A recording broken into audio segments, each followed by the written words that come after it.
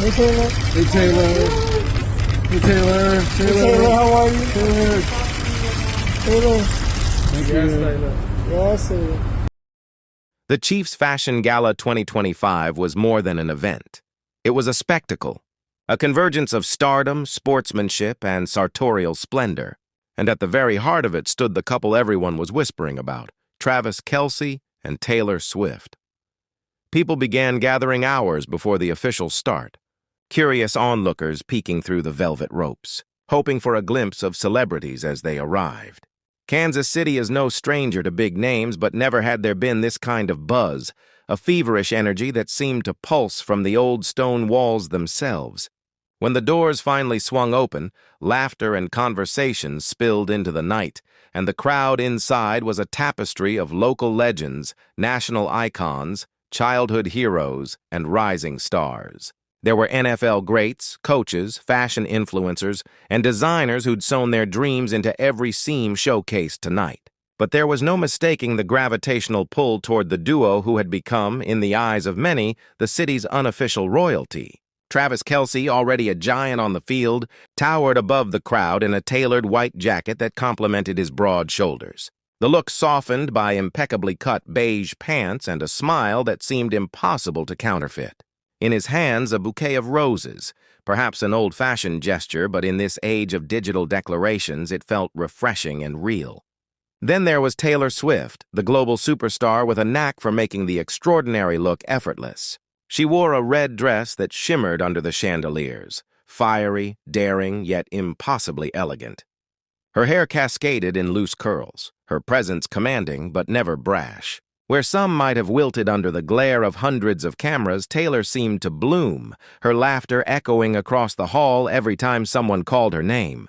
The couple moved as one, hands intertwined, and in a room filled with celebrities, they managed to make everyone else feel like a guest at their private celebration.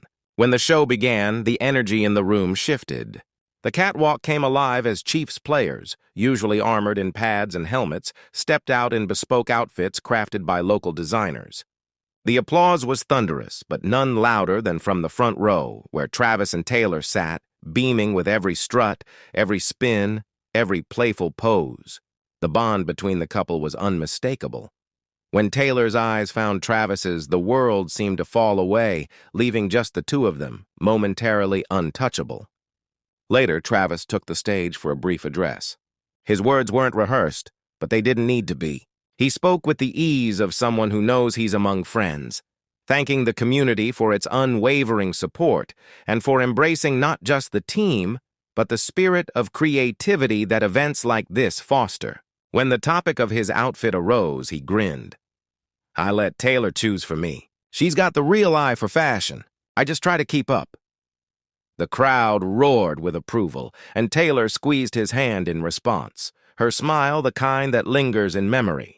What's perhaps most remarkable about Travis and Taylor's presence at the gala was how they seemed to dissolve the usual barriers between celebrity and community. They weren't just famous faces on a red carpet.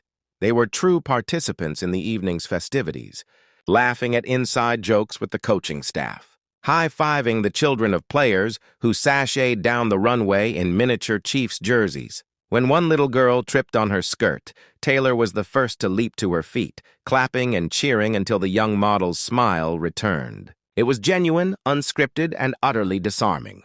Backstage, a staff member recounted how inseparable the couple had been all evening, exchanging whispered jokes and affectionate glances, the kind reserved for people who know each other's stories by heart.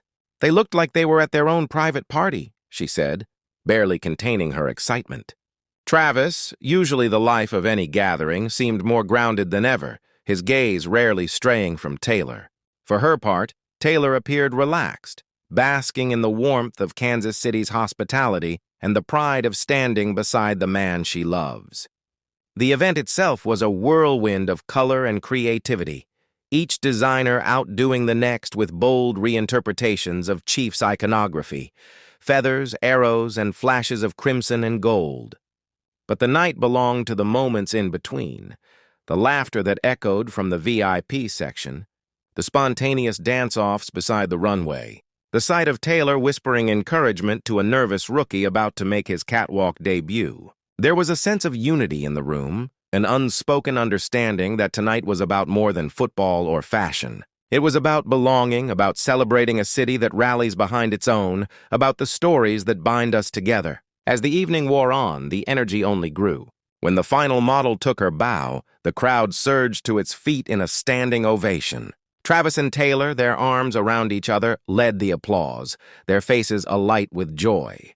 There were no staged exits or orchestrated photo ops, just two people soaking in the magic of a night that felt destined to be remembered. Outside, as the city lights blinked against the dark sky, whispers of the evening's events began to ripple through Kansas City. Social media lit up with snapshots and videos, some official, most captured on phones by fans who couldn't believe their luck. The Chiefs, it seemed, had scored another win, not just on the field, but in the hearts of a community that thrives on connection.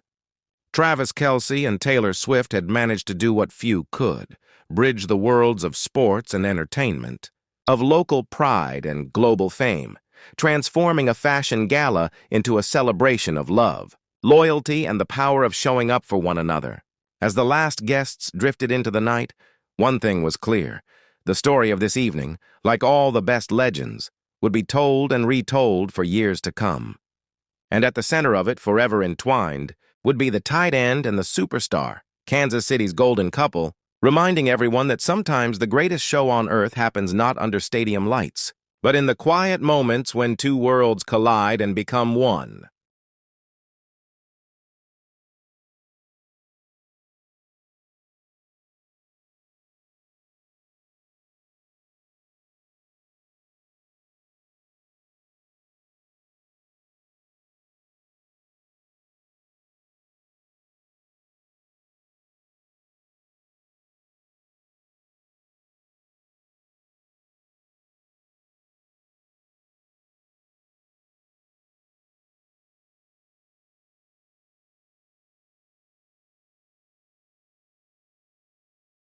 Well, real ones, as you can see,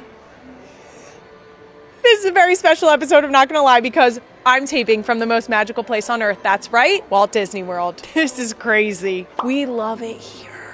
Look at all the magic. It's happening. Look at all the people walking and the castle. This is the best. And if you think I'm excited, you should have seen our children. Every single time someone surprises me about how they act with the character or what ride they decide to be brave and get on. Last time, Wyatt took a moment with Ariel in her cove and turned back